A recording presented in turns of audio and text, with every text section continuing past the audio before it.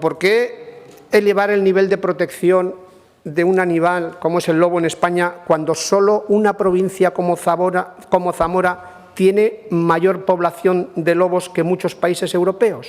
Y si ya el nivel de protección en Aragón entendíamos todos que era más que suficiente, ¿por qué tenemos que incluirlo en un listado que lo único que va a provocar es más incertidumbre y más desasosiego en el medio rural? Esta medida, señor Olona, supone un hachazo a la ganadería extensiva en Aragón y puede suponer, y lo sabe bien, la antesala de su desaparición, especialmente el ovino, un sector que sobrevive a duras penas, que se mantiene más por el amor a su trabajo que por los beneficios que obtiene el ganadero. Tiene muchos más problemas, pero el lobo es la puntilla que viene a rematar a la ganadería extensiva. Podemos vivir sin lobos, pero es imposible vivir sin ganadería extensiva y sin los beneficios ambientales que reporta. Las medidas preventivas que se han adoptado para evitar esos ataques, señor Olona, se está demostrando que no son efectivas y que la convivencia de la ganadería extensiva con el lobo se hace incompatible. Desde el 2017, que se detectó el primer lobo en Aragón, han preferido someterse a los intereses